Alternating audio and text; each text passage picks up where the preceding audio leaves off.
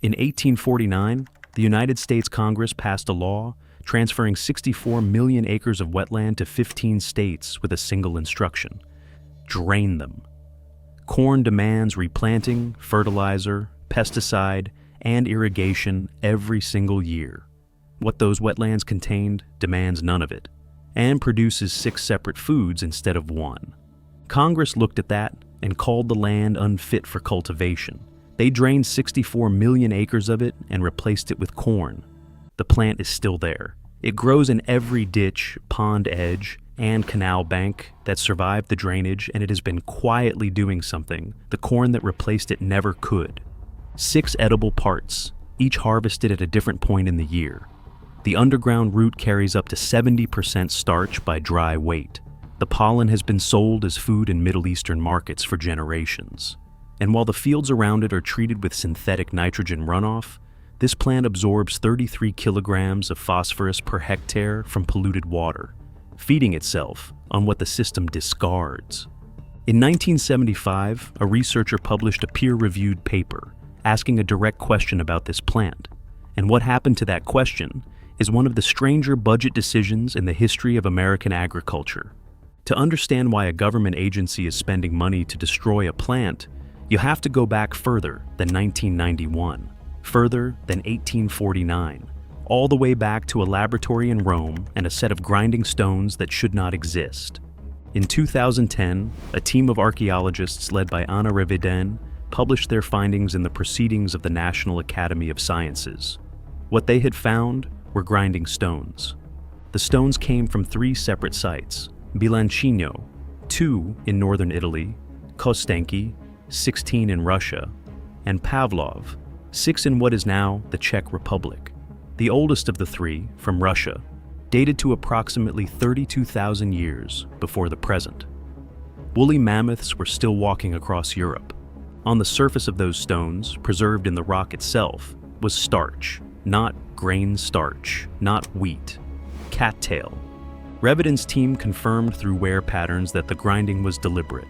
Someone in the Russian interior, 32,000 years ago, was processing cattail root into flour, 18,000 years before wheat was domesticated anywhere on Earth. The knowledge did not begin there. It had already been running long enough to leave wear marks in stone. It ran independently on every continent: the Ojibwe, the Iroquois, the Paiute. Every nation living near wetlands arrived at the same plant without contact with one another. At Lake Titicaca, the same discovery. In 1942, when Japan seized the Dutch East Indies and the United States lost its entire kapok supply overnight, the military found its replacement in the same ditches the government had spent a century draining.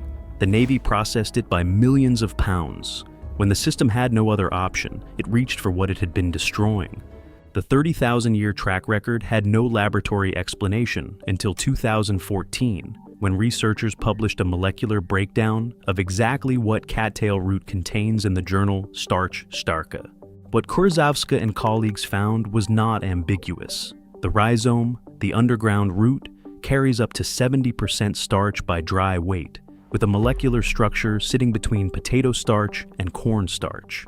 The amylose content measures at 32%. In baking, thickening, and flatbreads, it substitutes directly for cornstarch.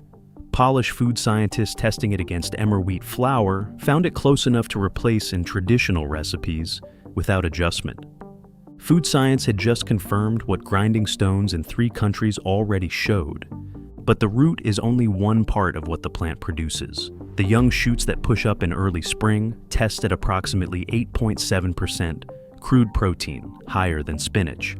They carry vitamins A and C, potassium, and phosphorus. In late spring, before the pollen opens, the immature flower heads are harvested and boiled. Indigenous communities across North America had a name for them that needed no translation: marsh corn. Then comes the pollen. Early summer, yellow, abundant, collected by shaking the male flower head into a bag. It has served as a protein-dense flower supplement across the Middle East, Asia, the Americas, and New Zealand for centuries. In Kuwait and Iraq, it is sold in markets today under the name khirit, steamed with sugar. Every month of the year is covered by something the plant produces without being asked. 1 acre of cattail yields 6,475 pounds of flour. 1 acre of wheat yields roughly 400. The same ground, the same 12 months, 16 times the output from a plant that costs nothing to maintain and grows in the waterlogged soil that eliminates every alternative. So, why has none of this ever appeared on the back of a flour bag? But the science raised a question the industry had already answered quietly, legislatively, and more than a century before the research existed to make it inconvenient. The Swampland Acts of 1849, 1850, and 1860 transferred 64,895,415 acres of federal wetland to 15 states under a single condition: drain them. The official legislative language described the land as subject to overflow and unfit for cultivation. Iowa lost 99% of its original wetlands under that mandate. California lost approximately 90%. Across the continental United States, more than half of all original wetland area was gone before the 20th century ended. What replaced it was not a better food system. What replaced it was a more profitable one. Corn requires annual seed purchases. Cattail does not. A single seed head carries up to 200,000 seeds and disperses them on the wind without any human involvement. Corn has to be planted, maintained, and harvested on a 12-month billing cycle that generates revenue at every stage. Cattail spreads through underground rhizomes, expanding outward indefinitely, asking for nothing. A plant that feeds itself permanently and cannot be patented has no place in a market that runs on annual dependency. Neither market has a business model that accommodates a self-spreading wetland plant growing free in a ditch. In 1975, J.F. Morton published a peer-reviewed paper in the journal Economic Botany titled Directly Weed Problem or Potential Crop. He documented the yield figures, the nutritional profile, and the processing potential. No large-scale research funding followed. No agricultural institution picked up the question.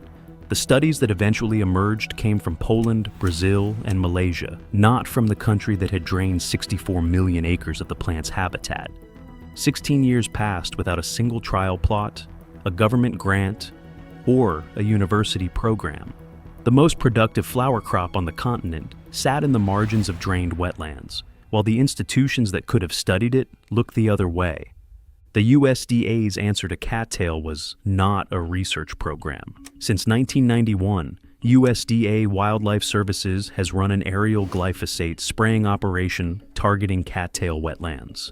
The published rationale is blackbird control. Blackbirds roost in cattail stands near sunflower fields. The spray program has a line in the budget. The research program Morton called for does not. The Wetlands Congress declared unfit for cultivation in 1849 were not unfit. They were inconvenient. There is a difference. And the difference has been worth hundreds of billions of dollars a year to the industries that filled the space left behind. What Congress drained and the USDA sprays still grows in the ditch at the end of the road. It is present in every United States state, every Canadian province, and most of Europe.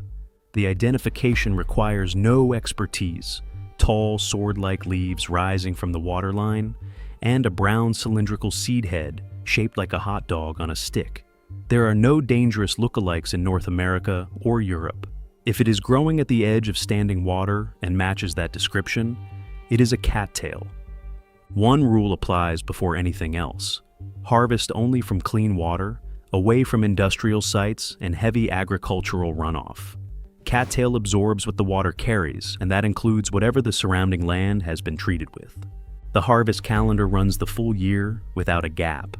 In early spring, the young shoots push up just below the waterline, pull them, peel back the outer layer, and eat them raw or cooked like asparagus. In late spring, the immature green flower heads appear before the pollen opens. Boil them like corn. In early summer, the yellow pollen arrives, shake the male flower head into a paper bag, let it dry, and store it sealed as a flower supplement. From fall through winter, the root holds its highest starch concentration. That is when the rhizome is most valuable. Extracting the flour follows the same steps documented on 32,000-year-old grinding stones. Pull the rhizome from the mud, crush or grate it in cold water, and let the starch sink to the bottom. Pour off the fibrous material floating on top. Allow the starch to fully settle and dry it. The result substitutes for cornstarch at a 1-to-1 ratio in flatbreads, pancakes, and thickening. No equipment beyond a container and cold water. The cattail growing in the ditch outside does not know any of this. It survived the drainage, the legislation, and 30 years of aerial spraying. It is still there, in the margin, doing what it has done for 30,000 years. That is not a coincidence. That is a policy, and policies have authors.